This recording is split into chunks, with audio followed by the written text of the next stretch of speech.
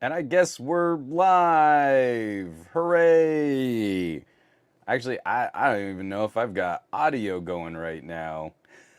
I should probably check out my own stream. I'm so used to doing the rambling intro with my buddy TK. So this is a little off my normal our normal feed. Welcome everybody to an episode of Best of Our Week, where normally two old guys will talk about technology and the best tech of their week. It's a podcast. It's a very loose premise, because really, while it's a show that you can watch and listen to, it's really just two old guys hanging out. Like it's my time to catch up with one of my best friends and share some stories and hang out with the chat. So this is gonna be a little different tonight. TK just got back from some travel, and Doud needs to get some rest. So he is whooped. We're giving him the night off, and I thought we would just kind of hang out. I still wanted to hold the block, and for anyone who was kind of catching up on live streams or anything, we're gearing up for the holidays. It's the last day of November, which is absolutely blowing my mind that this year is proper almost over now, as we're gonna get into December. And I still wanted to hang out with folks, still wanted to have a good time, still wanted to chat. So it hopefully we'll still have some fun hanging out. Farhan, hey, what's up, Farhan? Oh, hello, it's pre SGGQA. Just to kind of balance the forces of the universe, maybe TK can join me on Monday, and we can have a fun joint show and just kind of hang out.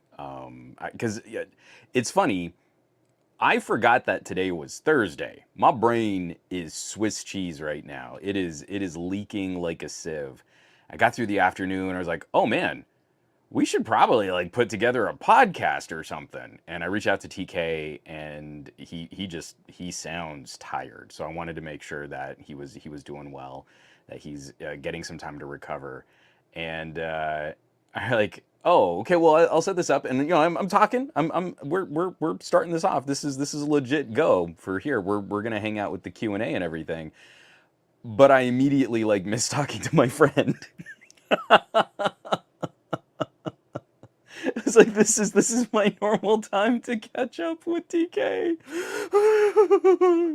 So Farhan, you guys are getting a second dose of the SGGQA podcast. Where this week, the Monday show that I do was one of our pajama podcasts, and it was a very casual kind of Q&A. We're still just gonna hang out.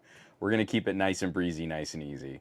Vince Navoa, hey Juan, I'm glad you still decided to hang out with us. Of course, I don't want to miss y'all. I like, again, it's the holiday season. We're spending some time with people we care about, and these kinds of streams are sort of online friendships, and those friendships are legit. Bionic Scoop saying, hey, what's up, Scoop? Um, Michael Corcoran saying, nice. Adam D, if I'd known you were flying solo, you could have called me. I can put my pants back on. Adam, if you want to jump on, I'll send you a link. Isn't it crazy late where you are? Because I know we're West Coast folks, so I feel bad. When we did the show and I was out in New York, it was like, man, this is late. This is so 2000 and late. I'm tired. I want to go to bed. But now that I'm back on the West Coast, it's like, this is totally normal. This is just sort of normal nightlife stuff to hang out and chat with folks. JGJ saying, yo! Michael Corcoran, it's SGG After Dark. Simon says, Hypno saying, happy insomnia time! Adam D, screw it. Send me a link. Where do you want me to send you a link? I'll send you an invite. We'll do this. Heck yeah. I have copied the, so like, let me just drop it in the chat. I don't even know what people are using anymore. I am so not on Twitter or that kind of social media now. I have no idea where people converse anymore. So wherever you would like me to send that link, we can send that link. So in the grand tradition of an SGGQA pajama podcast, we're going to let the chat kind of dictate where we end up going today. We can talk about a lot of stuff. I kind of felt like, I don't want to just usurp the podcast appearance I made recently with the folks over at Android Faithful. If you want to listen to yet even more tech commentary, the folks over at Android Faithful had me and one of my other buddies, Tashaka Armstrong. We kind of kicked off their holiday and their sort of tech wrap up for the year series of podcasts, and it was a real slow news week. And I was really glad that I was there with Shaka, and because there wasn't a lot of like hard hitting breaking news to talk about. I mean, if this were an SGGQA, like one of the biggest stories of the week so far is that Apple's giving up on their modem business, and they're going to announce they're giving up on trying to make their own 5G modem, and they'll probably sign an agreement with Qualcomm. I think that that's like deep in the weeds, business, tech, nerdy, interesting to talk about. I'm not sure there's a lot of mileage on that. That kind of a story. So it's in the week. That kind of, yeah, the Qualcomm monopoly. That kind of week, it's tough to like kind of look at your news feed and go like, oh well, this is something that we need to spend a lot of time on. I feel like a lot of us are just kind of shell shocked. We're already kicking off into next year's phones, next year's devices. There's already a lot of sort of pre-hype building for our trade shows and stuff, and like I feel the magical thing about the holidays is it's a nice time to reflect. It's a nice time to look back on the year. We put these sort of artificial deadlines throughout the year. Like the end of the year is coming and we need to do the end of the year things. But I don't want to lose sight of the fact that that can be a nice catharsis, or that can be a nice way to come together. It can be a way to reinforce a community or to talk about things that you really care about. So, yeah, Adam. If Adam is still putting his pants on, just like let me know. I guess I should also pull up what other. Oh, there he is. All right, he's ready to rock. We'll send him a link right there, and we'll get one Mr. Adam Doud to jump in, and we can chat about that too. But one of the other things that I would like to talk about, it's the holiday season, and I love chatting about holiday films, holiday movies, maybe things that are a little less conventional, or just things that you like to watch and share that you need to connect their mic and camera before you can add them to the stream. Adam Doud is setting up his mic and camera right now. But the types of movies that maybe fly under someone's radar, or that kind of content that you love to share, you just think is really interesting. Simon says, Hypno, the WizBox is a crackin' little machine, Juan. I love this little WizBox. I actually just pulled it out of the box again today to do a little work on another video project that I've got coming up. And it's going to be a monster little home file server. So let me bring in one Mr. Adam Doud. Hello, good sir. I think my microphone is working. And it is. I can hear myself. Yay. Hooray! Adam! Hey! Happy holidays! It's been too long. It has. I mean, we haven't. What was it? New York, right? We saw each other. Yeah. We got a little actually in-person FaceTime. I know, which that like almost never happens. Is so infrequent. I have been terrible about actually traveling out to these events, and it felt real nice getting to catch up with people IRL. Yeah. And fortunately, I'm done traveling for the year, but I believe that's going to start up again in January, so we'll see. Yeah, we're getting a lot of those messages, getting a lot of those emails, and I am now 70 or 80% somewhat assured that I probably won't be going to CES this year. You're teasing us there. It was so close, and then I had a sponsor that dropped out, and they're like, if I just get more recovery time in January, that's probably okay. Yeah, I hear you. I would like to send out an official thank you to TK for being too tired to come on tonight, because this is great. And honestly, like to catch up. We're getting a little, I saw your thing on Threads, and I'm like, on a lark, I'm like, yeah, let's tune in, see what's going on. Because I mean, I was getting ready for bed. It's 10:30 here. And so I'm just like, I watch your stream, and you're like, TK's not here. I'm like, oh, I smell an Opportunity. opportunity. All right, we're getting a couple notes in chat that there's some echo coming off your side. I don't know. I heard that too. Wait, I have a theory. Hang on. What's that? It's probably me. No, that's not it. Oh, wait. Try that. Maybe. How about now? So back that should be in front of the better. mic? That should be better. So you sounded fine to me. I don't know if there was some other, or like however StreamYard is routing all the audio, because usually TK sets all this up.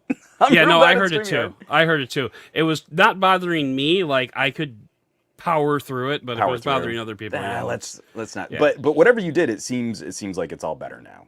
Simon says Hypno says it's better. Well, goody. So I think we're all right. So Adam. Yeah. Wrapping up the year, man. I want to throw this out here. Okay. Do you feel like we never really got a break this year?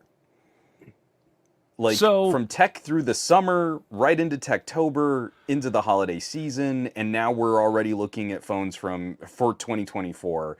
I feel like we got kind of ratcheted this year. Well, yeah, I mean, and especially so since, like this is the first year that I've done like full-time like freelance. Like other times I was just like kind of anyway. This is the first time that I really had to like dive in and like I need a livable income off this freelancing thing. And so right. I signed on with Forbes, I signed on with Pocket Tactics, and between those two and /gear, yes, it has been extremely busy. I can count on one hand the number of nights in November that I didn't like sit at my desk until like 9 o'clock at night. So just because it has been a bit of a grind. It's also been like professionally one of the best years of my life. So I mean, like I can't complain. I went to Snapdragon just recently. I went to Unpacked in Korea, which was amazing. And I went to New York like 6 times this year. I don't even know. So like, yeah, it's been like professionally, it's been great. I've been hanging with people. I've been seeing people in person. And so, yeah, it's really been great in that respect. But yeah, it was a lot of travel and a lot of like just devices, like you said. Yeah. I thought it was just kind of an interesting vibe because there was a lot of pressure, I feel, on this year as we were kind of crawling out and finding new patterns post-global pandemic.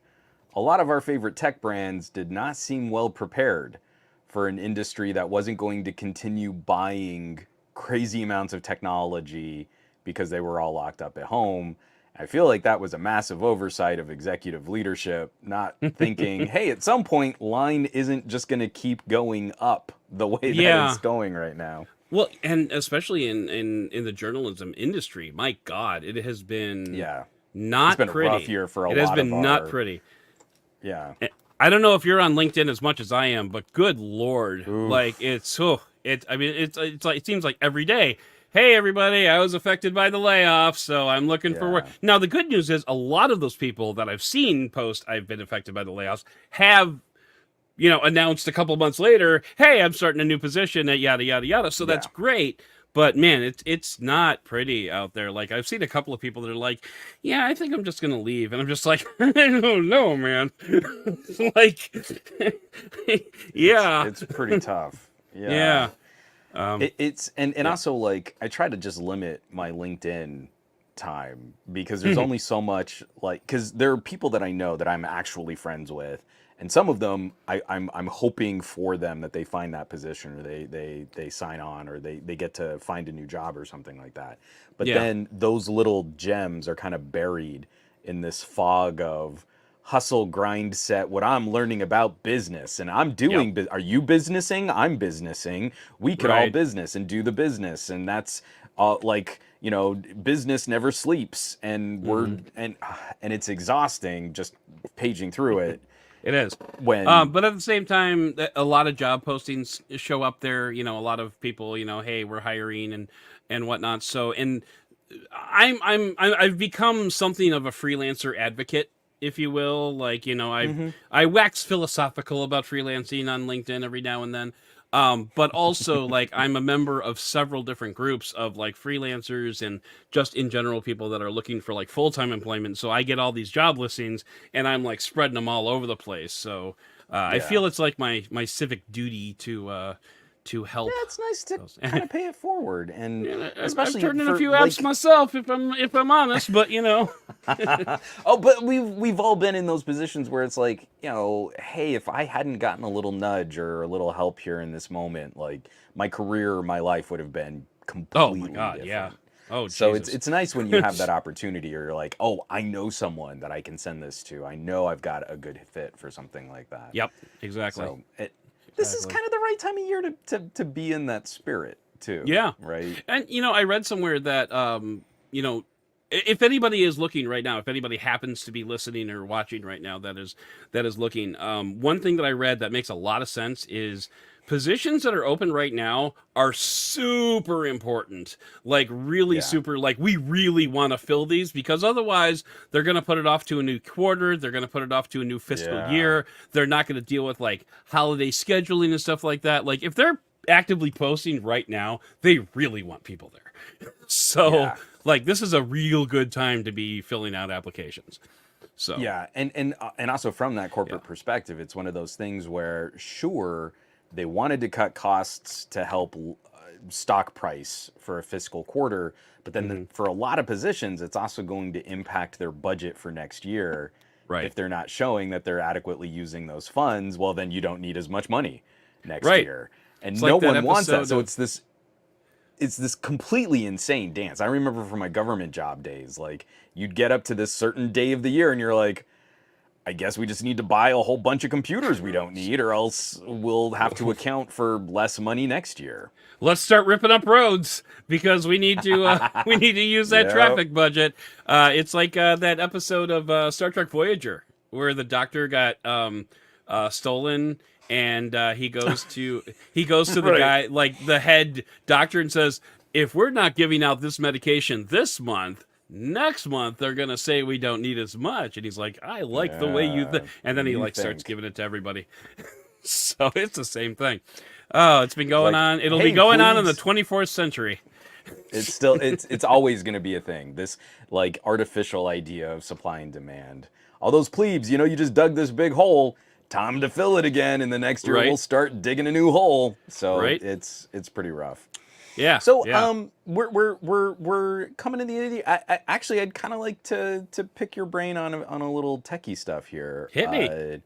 We're closing out 2023, Mm-hmm. and I was gonna pitch this to the guys to the folks at Android Faithful, Okay. and they did cobble together a story. A show for Tuesday's podcast. But I figure we could recycle that idea here.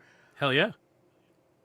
I'm gonna say let's do 3 of what we think were some of the most underrated tech products of the year.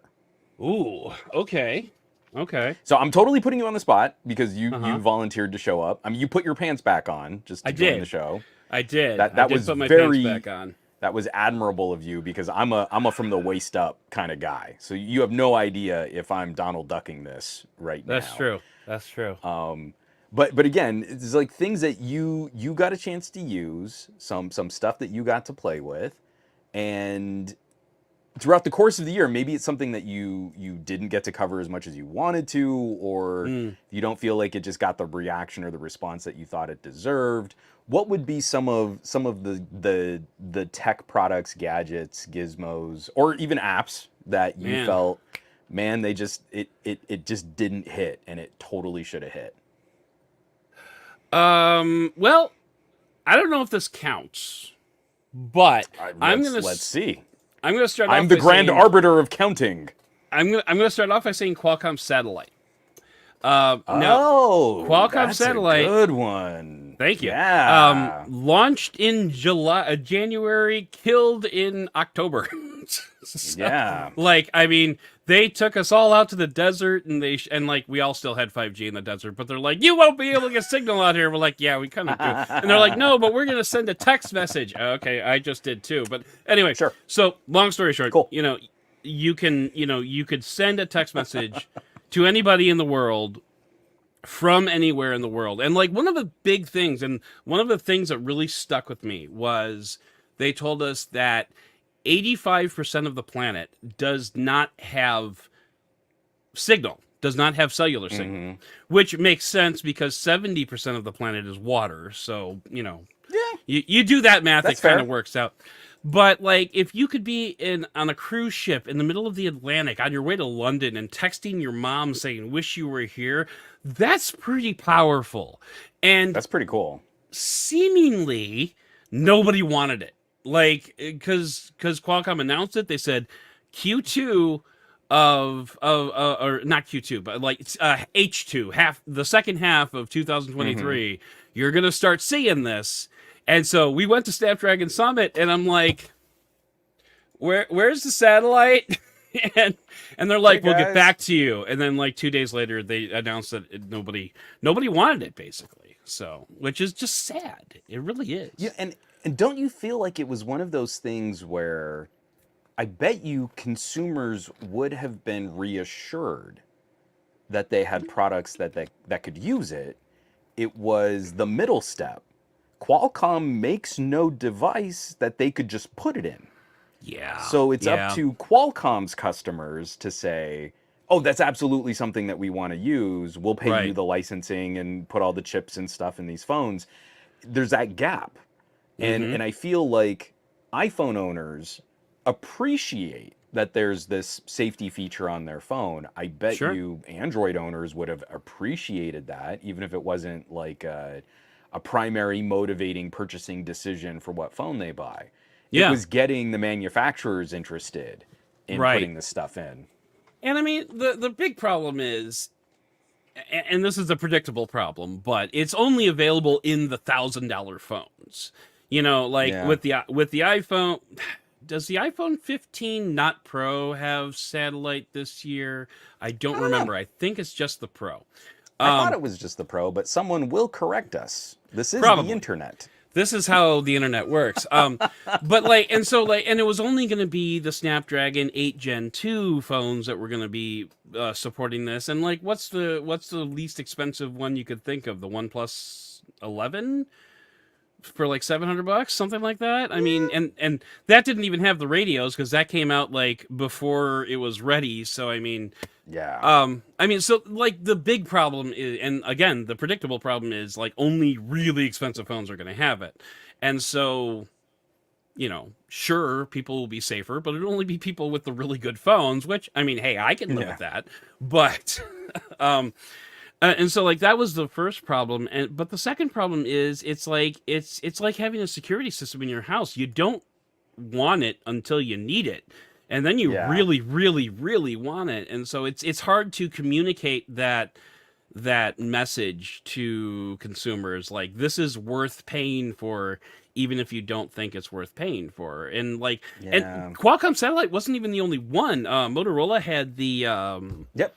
I remember the Moto demo. thing. That one was really cool. Yeah. Did I tell you a funny story about Can I tell you a funny story about that? You absolutely, this is the right place for funny stories.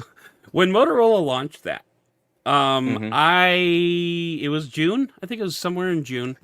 And if I remember correctly, it's Motorola licensing or something like that. I don't think it's Motorola proper. But anyway, I swear to God, I remember going to a briefing for that product in like April, Okay. like a pre-brief. And I remember they were talking about how they were going to use like Garmin stuff with it, and they were going to do this, and it was going to be this size, and it was going to have a little carabiner on the end. I remember that. But when it got launched, and I'm like, oh, I have notes on that. I went and looked. I could not find notes anywhere. I checked Google Drive. I checked Notepad. I checked stuff on my desktop. I totally Berenstain Bared that entire briefing because I don't think I actually went, but I remember going to the briefing. It was crazy. Wow. It was crazy. And it's the only time it's ever happened in my career. That's a head trip. because I take notes for every briefing that I go to, and sometimes those briefing notes are like, "This is dumb," and that's it. But I mean, like, I swear to God, it was so trippy. Like, I remembered everything about it, and I knew I couldn't find the notes anywhere. So I God, don't that's think I went. intense. And I couldn't find and emails for it. I couldn't find a calendar invite for it. Like, I looked for this thing actively for hours, and I could not find any evidence that I had gone. wow. It just like we went through a little bubble of an interdimensional time warp that I don't know removed how you it from the happened. continuity of going to a Motorola event. The It was so specificity of weird. that to me is the delightful aspect of this science fiction fantasy that we're creating here I right know. now, is that if it cut you out of anything, the Motorola event is what it cut you out of. And it wasn't even an event; it was a briefing. I mean, it was like, the one of the most boring things that we do in this job. Right. Uh, but it was just like I totally remembered everything about it, and yeah, it was just the Well, weirdest thing. I think that's a really good one because that's one that I kind of overlooked too. I mean, I heard the announcement on Qualcomm shutting theirs down. I remember, I mean, I didn't go, but I remember hearing about the Motorola event. There was some chatter about satellite again coming from MediaTek this Yeah, year, and it's a tech that, exactly to your point, it's a tech that you'll really want when you need it, but you won't have because we're not really deploying it. right. And the thing I liked about Qualcomm's implementation was it wasn't necessarily just for emergencies. You could text anybody you wanted for any reason Yeah. you wanted. And so it was like it was legitimately a feature that you honestly probably wouldn't use that often, but man, when you want Hmm. to use it, it would be right there and you could just, I think you could even send like small images. So I mean, like, you could take a picture of, like, the bottom of the Grand Canyon and send it to your aunt Yeah. Esther if you want to. And it was just one of those things that was it would have been so cool, but it just never saw That the light didn't. of day, unfortunately. So I bet you that's one that has legs. There was so much development and so much infrastructure and the costs that go into the R&D for stuff like this. If it sits in a warehouse for a little while, it's not like satellites are going anywhere. Right, If they right. try again in like another 2 years, like all it needs are a few more of those key advertising pushes from Apple, and then a Samsung will get real nervous the next Right. time iPhones steal more of their market share. Oh, Hmm. I know, we'll copy Apple and we'll put in Right. satellite, and then we'll Yeah. get a cool feature out of it, something like that. In WWDC 2025, Apple will announce that they're rolling out satellite connectivity for like all iPhones for all the time, Right? and then Samsung's gonna freak out and be like, Qualcomm, get on that, and we're gonna How be much do like, you want to bet we get like yet another rumor post from like BGR?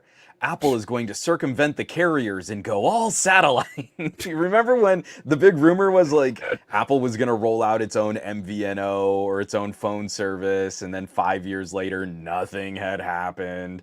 I bet you that's a good solid rumor that we could start right now. we could. You heard it here. You heard it, yeah. It's late. What You Adam heard it said. here first, folks. All right. Oh my god. So Yeah. I'm gonna start off with something that I know is not very popular, but I feel was tremendously Okay. underrated, even though it came late, and even though it maybe doesn't always make the best economic or financial sense. Okay. I feel one of the most underrated products actually launched and shipped in 2023 was the Razer handheld. Oh, nice. Okay. All right. So my little Razer Edge. This is actually the Razer Edge 5G. I never used the 5G. It's Right. a Wi-Fi little gaming mini tablet thing, Yeah. and I've watched so many people kind of blink and shrug and sort of overlook what I actually think is a really good mini tablet media Oh, I don't doubt it. portable experience. Yeah. And for anyone who's looking at like one of those companion devices, for anyone who's like, sort of a gamer but looking for a more well-rounded device than just a sort of like Nintendo Switch style thing, right? Yep. So I'm glad you held those up, because Okay. often one of the arguments against something like the Razer Edge is that it's just an Android tablet, and you can do the PC things on those other devices. Like I've got my Steam Deck within arm's reach here too. Shout There you out to Andrew, because he sent me this really nice case and a dock for it, because he's a bro. Nice. But But as much as I love my Steam Deck, there were things on this Razer Edge that played better. The Razer Edge had a nicer screen. Also, it's kind of become my daughter's. So she loves games like Teenage Mutant Ninja Turtles. She can get to an end screen in she can't kill a Reaper. I mean, I've been saying this for a while. She still can't kill a Reaper, but she can close out a 30-minute run on Vampire Survivors. Okay. And my brother just told me about that game, so I want to get. Have you not played Vampire Survivors? I have not. I've been avoiding it somehow, but yeah, I'm told I need to try. So I might need to pull up my account on Steam. I think I'm 200 hours into Vampire Survivors. Dang. in little 30-minute chunks, man. Yep. I just keep coming back to it. It's like such a good, chill, flow, zen, whatever. You're just running around and dodging bad guys. And some of the more recent updates are really fun. But for my daughter, she can't really hold my Steam Deck. It's just too big and chunky and cumbersome and heavy. She's 8. Yeah. Oh, yeah. And she would be perfect for a Nintendo Switch, but I'm also real cheap, in that I like to buy cheap games and old games, and I'm a patient gamer. Sure. But yeah, picking up the Razer Edge, it's like exactly her size. And so I was gonna. that to me was. I've got the Backbone, which is basically kind of the same thing. I use it with my iPhone for like Genshin Impact and what was the game? It was like ridiculously smooth. I never got it, but it was like undead, killing undead. Apple showed it off during the demo. I don't remember. It was like a AAA title. Yeah, it was like a Resident Evil Village. That's what it was. Oh, RE Village. Yeah. Yeah, like you can bop through that super, and the iPhone is a very powerful little guy these days. Too powerful. It like starts to throttle itself like 10 minutes in, because it's just running so hot. But so that's another good point that I'm glad you brought up, is that while this is probably a year behind what they originally wanted to release, so the chip in here is roughly as powerful as a Snapdragon 888, 888 Plus. Okay. Yeah. That's not a screamer in an era of HN2s, but this has active cooling. So your sustained performance is going to be much significantly better than like an 8 Gen 1. Yeah. And so when you look at like a $399 tablet that includes the controller attachment, I can't find many solutions that dramatically outperform it. Like, you can find some great deals on Steam Decks right now that the OLED is out and people are selling off their LCDs. But at the time that this launched, there wasn't anything that had active cooling, had a really nice OLED display, had great battery life. The performance per watt was really, really good.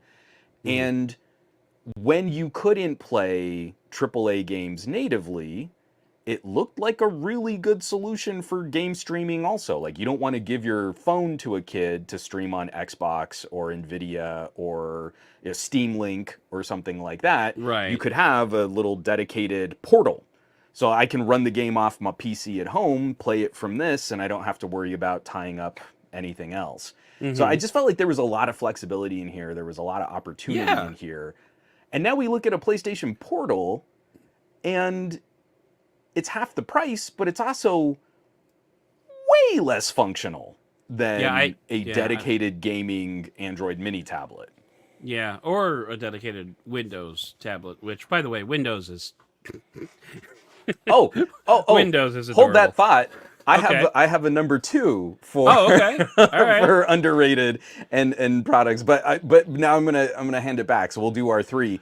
What Okay. would be your second mostest underratedest of the year? I'll tell you what. I'll tell you my favorite product, and it's actually a category of products that Sure. nobody gives a crap about. MagSafe cases for Android. Okay. All right. Um, That's fair. Pixel 8 Pro, MagSafe. Pixel Fold, MagSafe. Nice. That's just what I have like in But reach. this has been But growing in popularity, and it I think that has. what you're saying is that the cases are only slightly ahead of the curve for Qi 2 Right. anyway. Right, exactly. And like when Chi 2 comes out, that's going to be awesome. I can't wait. I am so excited. I am such a MagSafe whore. Uh, like, does it have MagSafe? Cool. I mean, like, I wouldn't even buy a hamburger if I can't attach an iPhone to it. I mean, it's crazy. But yeah, just MagSafe all the things. And like, you can get adapter rings. Do I have any that I can Yeah. find? Yeah, like the Spigen adapter Sure. ring, or is this Spigen? Mm-hmm. Yeah, this is Spigen.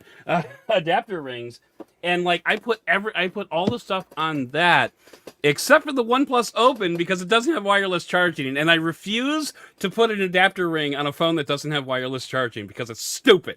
But anyway, Accurate.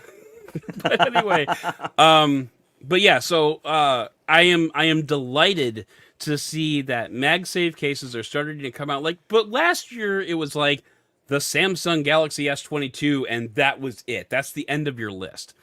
Yeah. But like this year, I found it, for the Pixel. I found it for the Pixel Fold. Just looking, like all the Samsungs had them. I mean, it just and like I'll buy it. If I'm testing a phone and it has a MagSafe case, Sure. it is in my pocket. I mean, like that's just how it works. Because and it's like what Michael Fisher has been talking about this for a long time. But Sure. he, when you have wireless charging and you get a phone that doesn't have wireless charging, it like breaks your entire ecosystem because you have this thing. Yeah. You have all these devices everywhere. Like I've got 3 wireless chargers on my desk, and like you just want Wow. to set down your phone and let it charge, and you just can't. And like take that a step further. Like I've got a MagSafe mount in my car. I've got a MagSafe mount next to my bed. I've got a MagSafe mount on my desk. I've got MagSafe everywhere, and like I just want to use it, and if I can't, it makes me sad. So I'm the exact opposite. Okay, I have you're wrong, gotten but that's rid fine. of. No, see, this is what No, I love I'm messing having with the you. exchange. I'm messing And with you. no, no, no. Yeah. You're probably not wrong because especially here in North America, we have OnePlus and Motorola that offer real fast charging, as Yeah. opposed to every other region on the planet where like a 120-watt charger is NBD In the box. on $200 phones. So for me, I've got a Xiaomi fast charger, a Vivo fast charger, a ZTE fast charger. I've got my 45-watt Steam Deck charger, and then I've got 2 different OnePlus, the Warp Original, and then the Warp 80-watt. And so I never want a wireless pad because the phones that can actually take advantage of this stuff are topped off Very in true. 10 minutes. Very true. And so I don't Very want true. something that I have to set it down. I can't interact with it. Every time I pick it up, it stops charging. I'm going to put it back down again, as opposed to, hey, I got to go to the bathroom. Let me plug my phone in. And by the time I'm done going to the bathroom, the phone is basically charged. But you see, that's what these are for. That's what you use these for. Is you can pick up the phone and. I know. I'm just kidding. That's a so very. much more It's such. waste. It's a weak sauce argument. I'm not gonna lie to you. Coil is so much more garbage when it's dead, as And opposed to a cute little like USB True. cable that should last a lot longer. And I So will say, I'm with you though. Here in the Yeah. United States, we kind of need it because our major phone players top out at like 30-watt charging. if we're lucky, And that takes That's forever. only if you drop an extra $60 to buy the 30-watt charger. Yeah. And I can So tell if you're your gonna buy feelings on that. if you're gonna drop the extra cash, you could look at just something that sort of perpetually trickle charges, and I totally understand why that has made sense to so many people for their personal gadget ecosystems, but I'm the nerd who splurged on the OnePlus charger in my car. Okay. So my OnePlus phones and even my Motorola charges faster on that too. Yeah.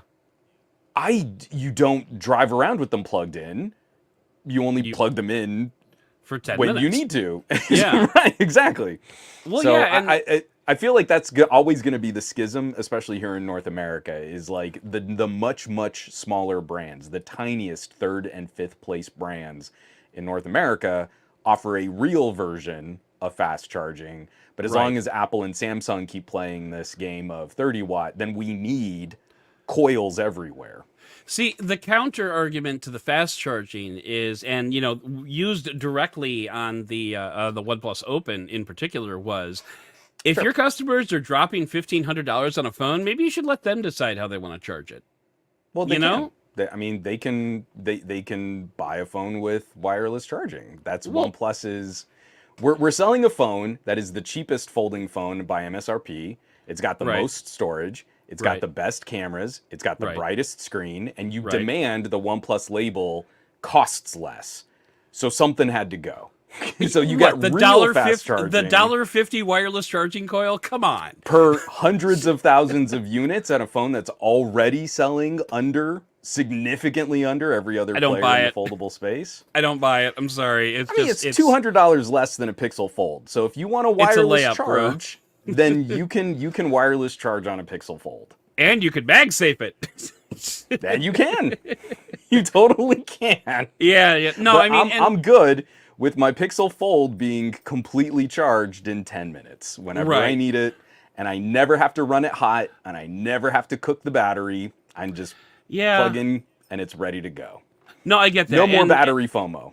When I am using a OnePlus phone, I intentionally do not charge it overnight. I intentionally leave it until it's down to 20% I will plug it in. It totally changes your relationship with the phone. Completely. And it's remarkable. Yeah. It really is. I mean, it's a lot of fun to do that, but at the same time, I have a MagSafe mount in my car, so I want to use it. Sure. So I get it. No, I get it. I mean, I have bought into an ecosystem of accessories that is just different than the ecosystem of accessories that you have sort of run into. So right, exactly. I understand having the platform you like at home. Yeah, right, sure. So my number two.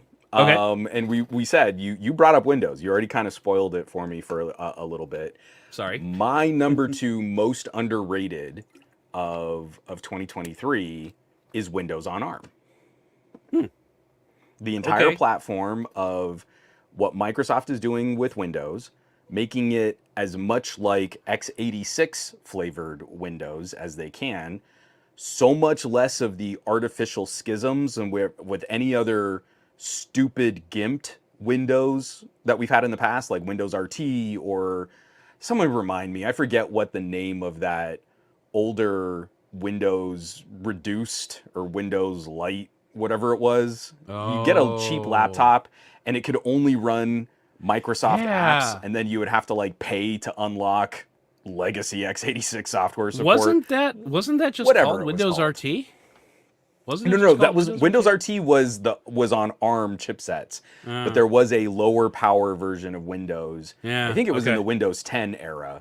I don't remember that. Where it was only designed to run Windows apps. It might have been something like Windows S. Oh, Michael Corcoran, I think. It might have been something like that. Windows S. I think that's exactly what it was. So or it was Windows followed by a letter, and I don't remember if it was S or something. Yeah, or but Windows that's exactly 10S or something like that. Yeah, that's exactly and rightfully, we should not be able to remember it because that was hot garbage. That was a terrible idea, and anyone who got one of those machines, I almost guarantee you, immediately unlocked the machine to use legacy software and regular programs. Windows on ARM has been incredible. And really, the major problem we've had with Windows on ARM is not the software, but it's the performance per dollar of the machines running the software.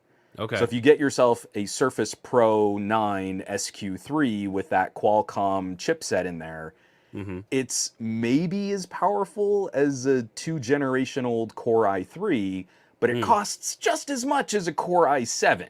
Right. So who would buy that? But when you Right. really use it, Windows on ARM was incredible. And it had all of the support for things like the Android subsystem. So you could install Android apps on it. It had full Linux support. And there's a lot of Linux activity, especially with ARM64. Like there was a lot you could do with ARM, with the Linux software on ARM. Like those platforms have been amazing. And I really don't want to go back to Android tablets because I could have Windows, Android, and Linux on a All in machine one. that has. Yeah. So I really feel like if next year we can get some computers that perform a little better and aren't stupid expensive, then we might finally get to see some progress for Windows on ARM. With that guy. That's the guy. I'm real anxious about what Qualcomm has been showing off. It looks too good to be true. It really does. It really does. And so like I haven't had a lot of experience with Windows on ARM, and you know, it was for that reason that while I was at Snapdragon Summit, I was hanging around a lot with Daniel Rubino and Rich Woods and those Sean are the guys Riley. who would know. Yeah, and sure. I'm like, I'm gonna stand next to you so you can explain to me what they just said, you know? And so like that was my whole strategy. But like, yeah, based on what they were saying, it's gonna be a remarkable. It could potentially be a remarkable transition, similar to what we saw when Apple went ARM. Yeah. Now the difference is, and this is what makes me really nervous, is when Apple went to ARM, Apple was the whole show.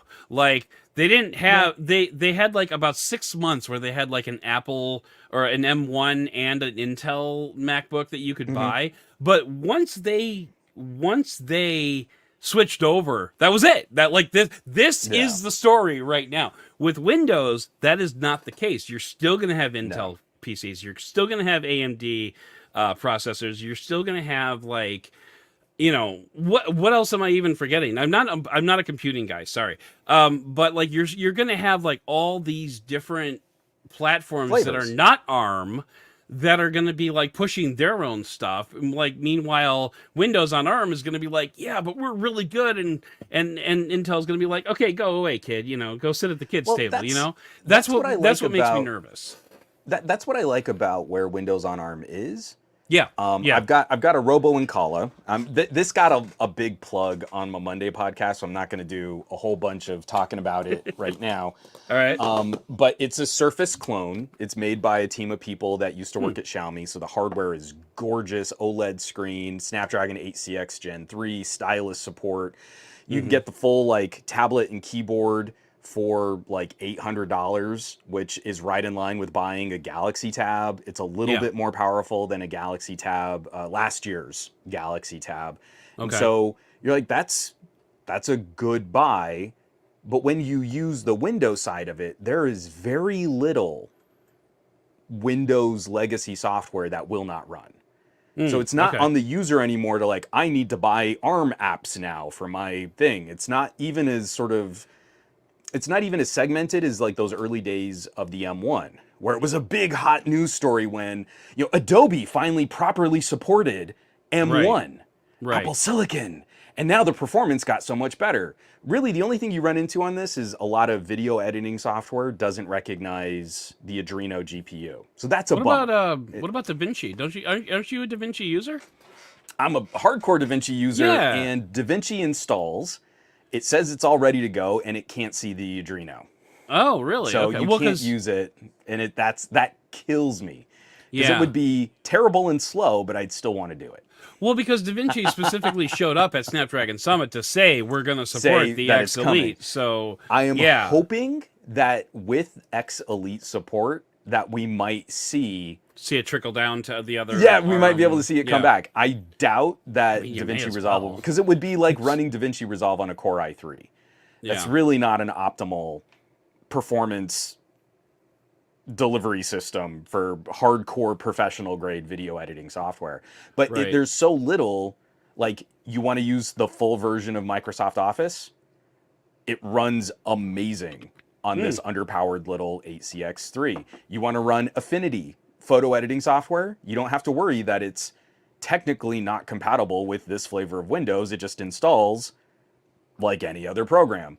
I had to Right. find like my mom had some quilting design software Okay. that I think they stopped maintaining in the early aughts. So this Okay. could be like a 15-year-old program was one of the only examples I could find of something that would not run because it couldn't find old Microsoft like binaries that it needed to install. Like it couldn't find those.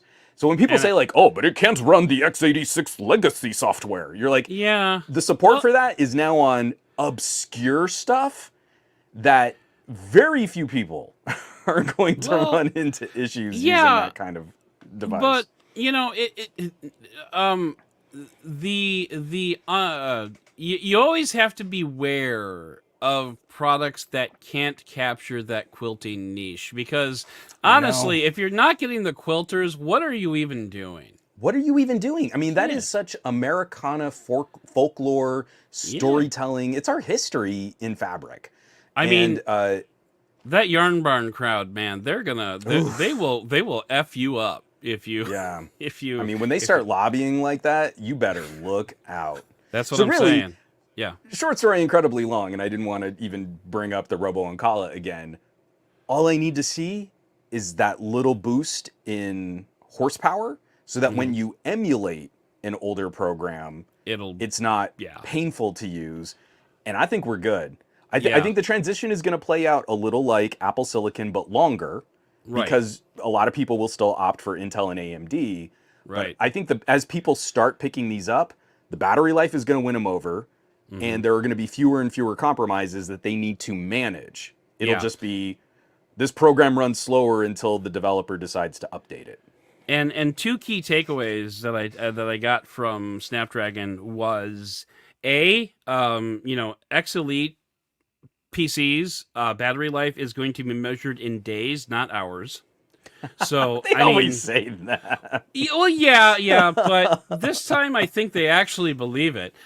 And So then okay, yeah, the because I want to piggyback on that. The two demo machines they delivered were an 80-watt system configuration and a 30-watt yeah, system configuration.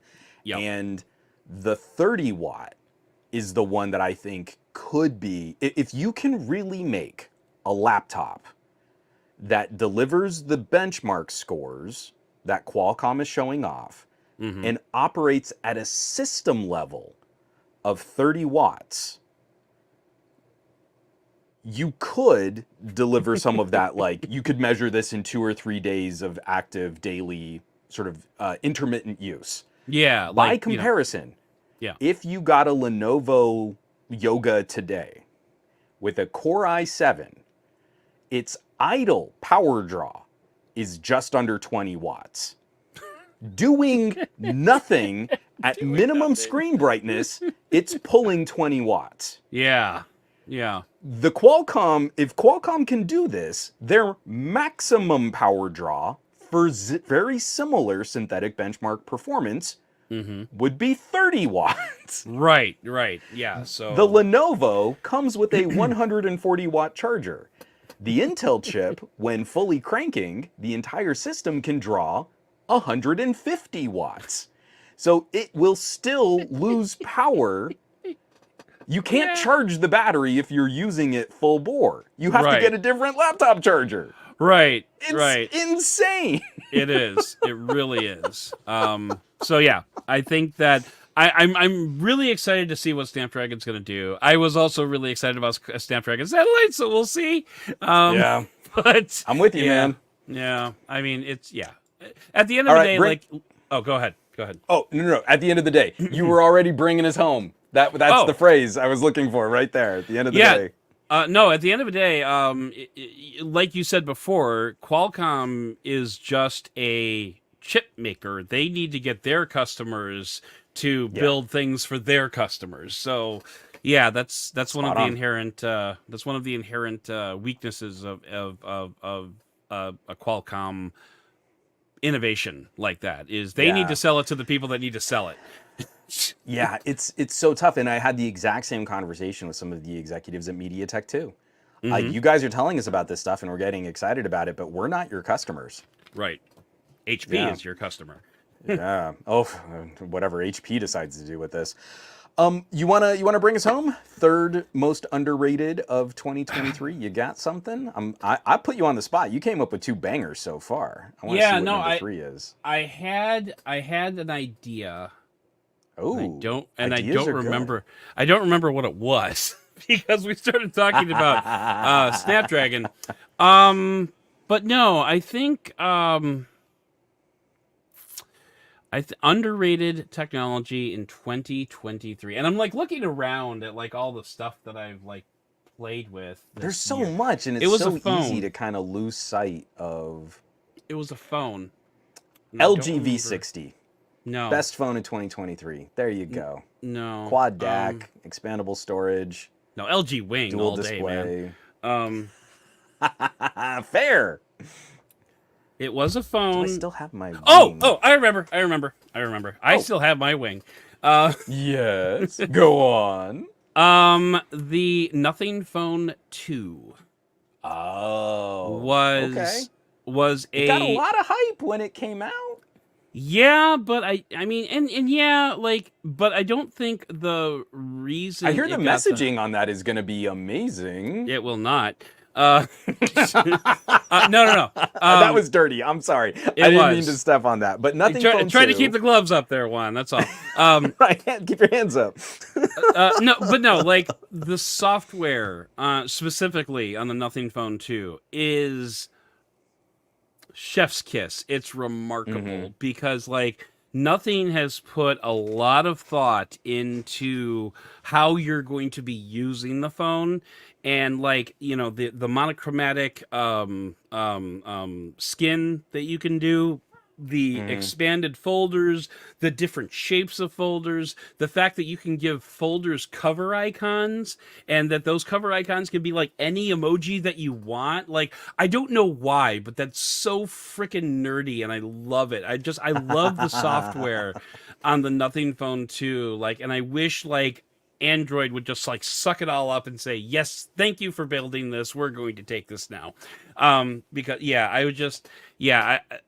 that to me, I felt underrated just because, like, especially in the United States, you've got Apple and Samsung, then you've got, 50 yards of crap, then you've got Moto and OnePlus, and then like Nothing is like, and this is Nothing's first. And I'm not saying that Nothing is a bad phone. It is not. It is very much not. But from a public perception, if you tell someone you have a OnePlus phone, there's a very slim chance that they might have heard of it. But if you tell someone you have a Nothing phone, oh, I love it. So again, I'm gonna make this show about my mom. My mom's still on a OnePlus 6T. Okay. She's like finally gotten to the point this year where it's like, okay, I think I'm gonna flip it, but she kind of took it as a badge of honor that like I'm gonna run this phone till the wheels fall off, and it's hilarious. God like I've actually seen it play out where she'll like reference her phone and someone will say like, oh, well, what kind of phone is that? And it's this insane game of who's on first. Oh, it's a OnePlus, and she won't clarify. What? She now knows what this dance is. Go, it's Mom. a OnePlus. Oh, that's not an iPhone? No, it's a OnePlus. Oh, is that like a Samsung? It's a OnePlus. She'll just keep riding them until they finally like it's so crazy. There is no market perception outside of these pocket enthusiasts. You say Motorola, they're older people like us will have a foggy like, oh, Moto, StarTax, they still make phones, it's great. Yeah. But you hit someone with OnePlus, and it is a very limited audience of people that are going to be like, I know what you're talking about. Yeah. That phone. And like the Moto Razr Plus is like still one of my top 5 favorite phones of the year. Like I just love the hell out of that phone. Probably more than I probably should, but it was such a strong year. It's sad that this was the year that people weren't buying as much. It was so much better than last year. all of our Ugh. options were just fantastic. And I think this is the first year, like professionally speaking, this is the first year. I don't think there was a single flagship that I did not touch in some way, but I think I Right. reviewed at 90% of them. Like, and Hmm. it was like I kind of get what all you people were doing all these years. Like, why you've had such a great job.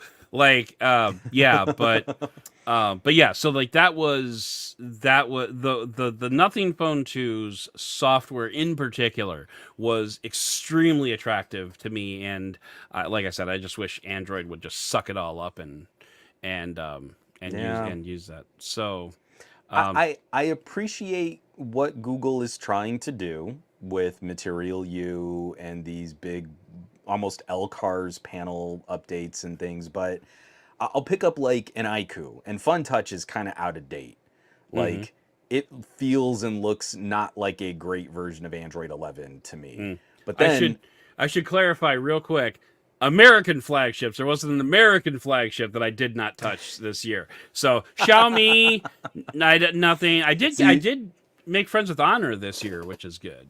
I But I I, yeah, I kind of spent a lot more of my year in import land than mm, maybe in years past, and especially living out of the Xiaomi 13 Ultra just rocked my socks mm. for camera tech. I'm But jealous of the 13 but I Ultra. feel like this also kind of goes hand in hand with what you're talking about on the Nothing phone, where I kind of liked going back to a more Android 11 flavor of Yeah, using the phone, the smaller yeah, icons, the smaller buttons. There's a little less happening with the OS, which kind of helps me just sort of focus more on the task. So the yeah. phone itself is a little less exciting, but what I'm doing on it seems more focused. I Sure. like tinkering with my brain. I don't know if you remember when I did that sit down interview with the psychologist for Pocket Now, and we Yeah, talked about like smartphone addiction and stuff. And like, yeah, I'm putting myself through this. I'm going to turn my phone black and white and turn off these notifications and try and make it as minimally invasive as I can. And I really liked walking away from that experience, kind of feeling like I had a different relationship with my phone. yeah. Absolutely. And I've done things like that too. I ran the Nothing to monochromatic skin for about a week. But Hmm. I found my biggest concern with that was just the glanceability of like finding the Yeah. app that I want. It's Because so like hard when the colors are gone. yeah, like yeah, It's so hard. I don't know where my garage door opener is now. What the hell? You know? My Like security, my security cameras. How do I get to the and what was the name of it? I'm riding my bike. I don't have time to look at these icons. Come on. Right. You know? Don't text and drive your bike, by the way. Have you Yeah. gotten to play with TCL, the Next Papers? No, no. I TCL kind of really fell off want to my give one of radar this those year, a unfortunately. shot. Yeah. But for what you're saying, because it's like the more muted, it's there's still color. Mm-hmm. It's not very pretty. It's not a very pop kind of color, Right. but it's like if I could cross an LCD and an e-reader, um, maybe that could be my solution for just having a calmer communicator Yeah. experience. I'm really anxious. Next year I've got to try one because they've been out in other markets, and I really want to take one for a spin to see if Yeah. like the screen tech is any better for my eyes. Yeah, that'd be interesting to see, and I'd be interested to see like folks like Nick Sutrick who have problems with the PWM. I'd like to see if maybe Big something like time. that might be. That I'm poor guy. I He reviews phones and they make him I sick, know. literally. Oh It man. like that's tough. I have a hard time with audio gear for my own audio issues. Mm, All the commiseration in the world because I'm so grateful that I do not have this problem with phone displays dimming and making me right. feel nauseous. I'm good. I Right. can tell you about my problems with earbuds and misophonia and all the other brain things that I have wrong with me, but like I can look at a phone screen and I'm fine. Right. So At the end of the I day, feel for you're that doing guy. okay. The end of Yeah, the day, for you're sure. doing okay. But So I want to wrap up mine, and I yeah. meant to pull this down off my shelf, but for my third Okay. underrated of the year was something that I didn't even know existed until this year. Interesting. This is a headphone brand called Cineaptic, Okay. but really it's the technology on these headphones that got me all kinds of lit up. So these are big, giant Cyberman Holy, cans. good God, yeah. Wow. They're huge. But inside You need like these a are... yellow flag hanging off the back of Oh, those you when you go do. down the highway. Like what I want is like an Inspector Gadget flashing light that I can mount to the top There and you go. like Oh, really call attention that would be to. amazing. And look, they have shock absorbers for your skull, so Yeah, that the weight is distributed on your cranium. that's But the incredible. drivers on these are ribbon drivers. So Really? they're these big corrugated metal ribbons that go through the middle of the ear Huh. cup, and it's the most articulate sound I think I've ever heard. Wow. Not necessarily the best sound, but if you like a more detailed or a more analytical headphone, Mm-hmm. I did not know that this was a technology that could exist in headphones, except for people who would like DIY their own, like they would take the tweeters and like take ribbon tweeters and just kind of stick them on their ears. Mm. I am incredibly impressed. Now, Wow. Steve DeRoche is asking, are these better than planar drivers? And they're not better; they're different. Okay. But when you can get ribbons, Okay, Ross. but when you can get ribbons for like $200, and some of those really nice planar options can easily be double that. Yeah. That's where I feel like this is one of those, like, I could not get people to pay attention to how different this was. Okay. You kind of get an idea of like, I've got good headphones, and you're like, there's something specific. If you like something specific, there's a better solution that you might not just be aware of. And Cineaptic completely rocked my socks this year. Nice. And it was a completely fresh. It was a totally novel experience for me, listening to all these different types of headphones and earbuds. So this year, Forbes tasked me with coming up with a best earbuds list. And as what did you put on? Oh boy. So I'll just run down the list for you. It's actually in editing right now. Okay. Best overall, I had the Technics Alphabet Soup EA4. These are so here's the thing about these. They're not the best at anything. They're not the best sound. They're not the best they're not the best active noise cancellation, but they are like 98% of the best sound, 98% of the best ANC, 98% of the best software experience. So like if you want like just a good general like jack of all trades headphones, bada bing right there.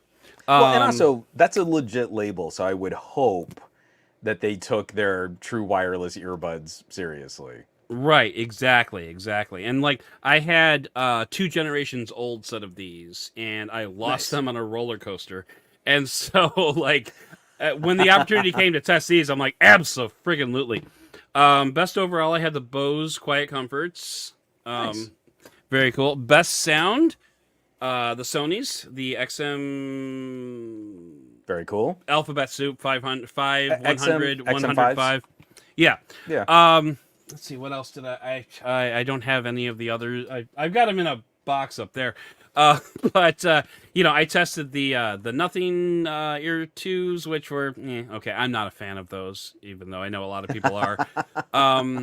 Sony had the Link Buds that they sent over. Like I tested 15 different sets of earbuds for this list, and I narrowed it down to like 8. But like the Sony's, like when you were talking with like the ribbons, and I'm sure the Sony's don't get the same kind of nuance that you get with those gigantic head monsters. Completely different solutions, right? Like you would not directly compare those two audio solutions. No, but in my not audiophile world, like the Sony's gave me like this nuance of sound that I don't think I'd ever heard before, which was like it just felt like I was like hearing like just little subtle, But Sony's been amazing at that for a while. And, and again, it's one of those.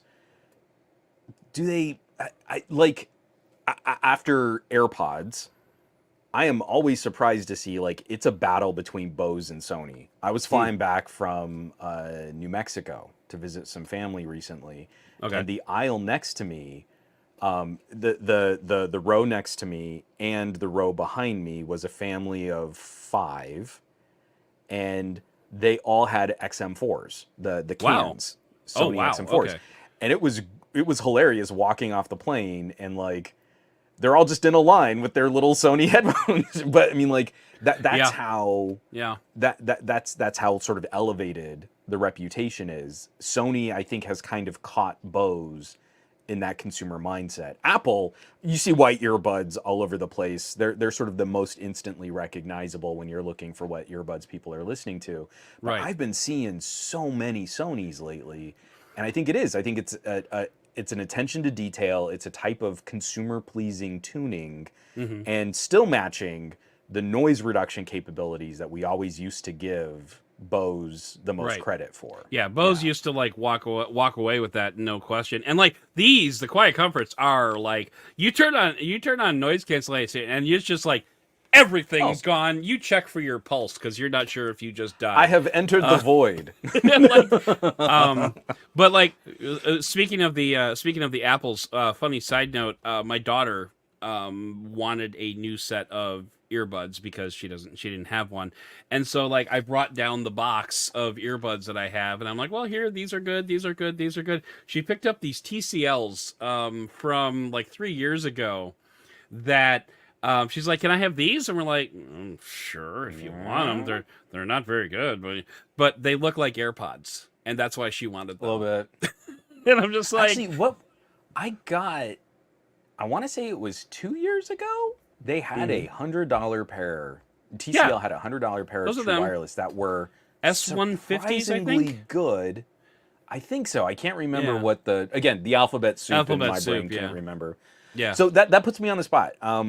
I think on my desk right now from earbuds this year, and not counting like where I'm plugging crazy things into a portable Right, DAC or right. something like that. Yeah, no, you toss them in I your would pocket and you go.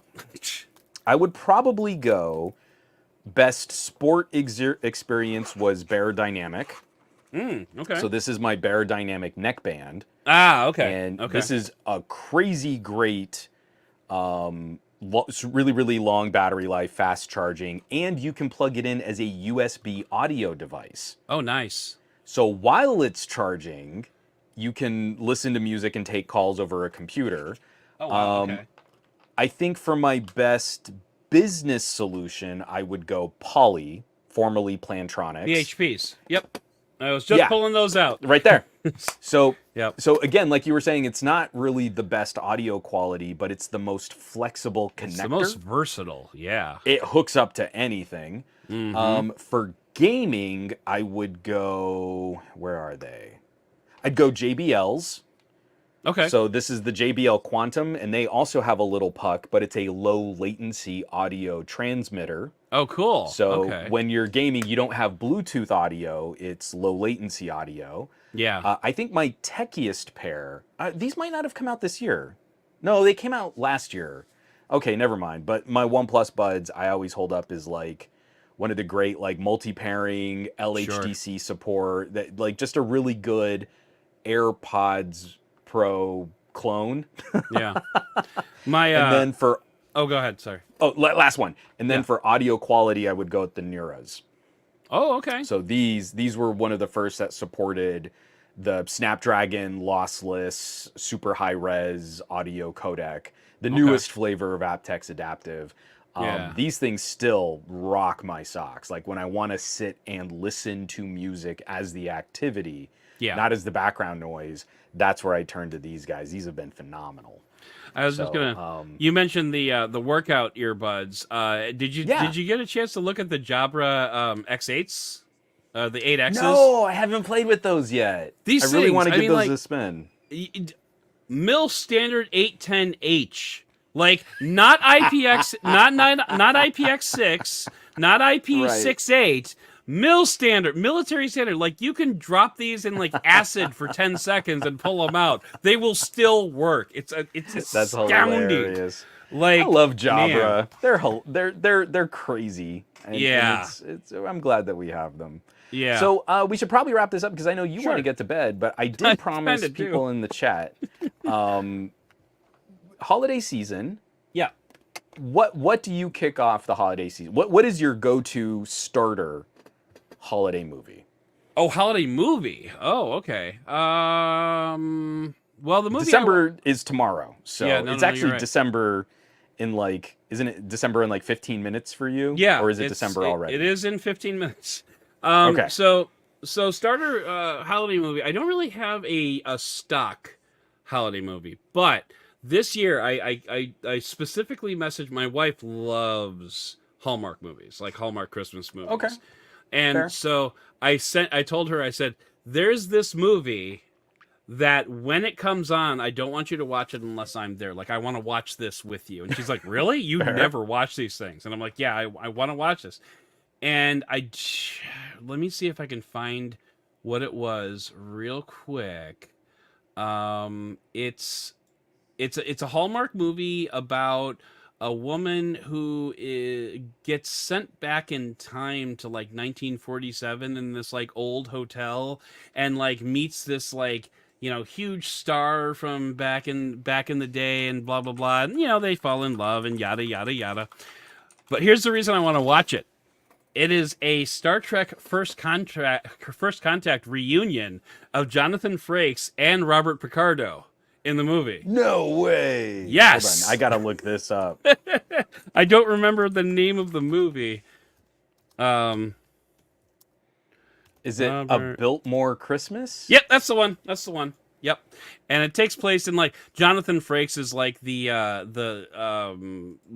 head guy in the hotel, and Robert Picardo is like a movie studio executive that wants a movie made.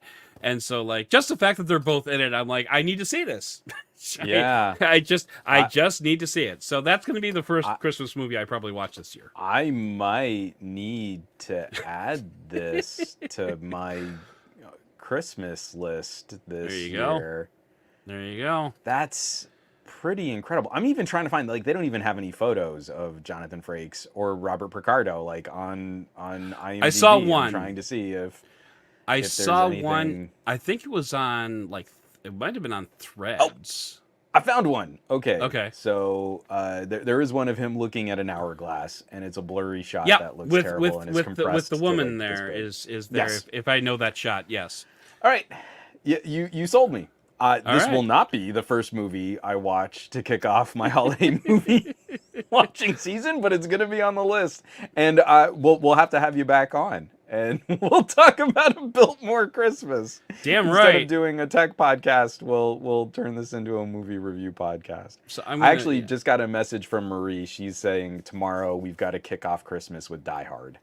So I know I married well. So that's the movie that I watch on Christmas. Like that's my go-to movie for watching on Christmas. But Beautiful. and and if I have a hankering to see what's his name's ass, then I'll watch Die Hard 2. Oh yeah. What's that guy's name? You know, He's Die in Hard everything. 2, it's okay if I don't get to it till New Year's. Yeah. Like Yeah, I totally. don't have any Totally. burning desire. So for us, we try to watch Scrooged on Christmas. Okay. All right. That's So a good one. after well, actually no, technically it's Christmas Eve Okay. when Lex is in bed and we're waiting for Santa. While we're waiting for Santa, we watch Scrooged, and that's sort Nice. of our big thing. Did you see? The other one, I'm debating whether or not we're gonna try like a Muppet Christmas Carol. Okay. I don't Like the know if lamp, Lex not is the really rat. Like the gonna. rat. Like the rat. I don't know if Lex is gonna dig it. Really? Oh no, that's a good one. She's so hit or miss with some of those, so we'll have to see. What But about yeah, what about Spirited? Did you pick that one up last year with Ryan Reynolds and Will Ferrell? That's a decent one. If you have Apple TV Plus. Was that the musical? Yeah, it was a musical. Okay, so my brother really liked it. He said, "This is ridiculous. It's way more singing than you think they should ever do." Right, And I'm like, absolutely. okay, Absolutely. then maybe I'll give that a try. Yeah, no, but that's a we're good also one. gonna have to go through like Elf. My daughter loves Elf. Sure. And then I'm spacing. I'm missing one of them. There are like 5 films that we absolutely need to watch every year, and now I can't remember what the other ones are. Okay. But yeah, we're gonna kick off tomorrow with Die Hard. Yeah, see, I'm more about the metal Christmas music, like the Mr. Grinch from David from Gary Hoey, and Ooh, also nice. Mr. Grinch from the small town guy. They came out a couple years ago. It went viral. Small I town don't think I know that. heroes. It's a very intense version of "You Are Rotten, Mr. Grinch." Um, 2019, I think it okay, was. that I need to look up because my daughter's 8 and she has very sophisticated musical tastes. Okay. Right now, one of her favorite uh, holiday songs is "Christmas Time." Don't let. Oh, whoops! I don't want to play it. Copyright I mean, strike. this. Yeah, our channel just got nuked. Christmas Time. Don't let the bells end by the darkness. Oh my. Okay. It is That's so good. you'll It's like this one. so good. You'll like this one. Check out Discord. I just sent you a link. Okay, I'll hit this up. I'll send you a link to Christmas Time also. Hard, just like wailing guitar rock, the falsetto of I don't even know the name of the lead singer in the darkness. It's terrible. But like this is metal Christmas, classic hard rock Nice. Christmas, and it is phenomenal. And it is so Christmassy. It's not Mm-hmm. like the Weezer Christmas album where it's kind of just Weezer, like And they're we doing mentioned like Christmas Christmas every now and standards. then. Yeah. Right, yeah. But like the darkness is like tapping into a Christmas spirit that like I didn't know you could do in hard rock. It's phenomenal. Justin Hawks. All right. Okay. So, Adam, thank you so much for saving my bacon here and Hell jumping in and yeah. hanging Hell out yeah. and chatting and stuff. I'll finally let you get to bed. Before I let you go, of course, the podcast patter at the end of a show. Right. Where can people find you, and what should they be looking out for? What do you have coming down the pipe that you want people to check out? Okay, so where can you find me? Benefit of the Doud is my pod. Well, it was a podcast. We kind of pivoted towards YouTube. And it's me and Cliff Thomas. And we actually just recorded an episode earlier tonight. So like I was in the podcast spirit when you came on. So yeah, youtube.com/benefit of a Doud.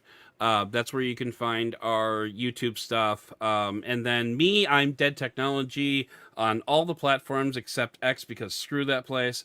But Yep. no, like Threads, Instagram. Those are like my big two. I do a TikTok every now and then. I just did my first one person playing two parts TikTok. You know those? Hey, look at you getting clever. And it was about Apple adopting RCS. It was a good one. I liked it. Lovely. I Um, love. I'll check that out. I will yeah, make an effort to go seek that out I appreciate that. I appreciate that. for So yeah, sure. Dead Technology on all the things and Benefit of a Doubt podcast. As for what's coming down the pipe, what I was supposed to be working on tonight, but I podcasted with you instead, was Ah, I win. a review of the Atari 2600 Plus. Oh yeah. You remember that episode of The Simpsons where all the kids like gasp and all their hats get sucked up into Yes. the air conditioning vent? That just happened, but in my brain. So Right. I am very anxious to see your thoughts on that Atari because I am old. Right, right. Oh, and that it is 100% a nostalgia play. I mean, like 100%. Yes. There's For me. Yeah, no, there's very little redeeming value in any of these games except for the original incarnation of Donkey Kong, which by Fair. the way, which works. But it's great because it works with all the old cartridges too. And so like Nice. my mom brought over our box of Atari cartridges for Thanksgiving. And like we Hot. were just like plug it in, didn't work. Plug it in. There Plug it it in. goes. So I yeah, love it. very very Oh cool. man. I think that might be leaning a little bit too heavy on the nostalgia, but anyway. Let's see. The earbuds piece is going to come out soon.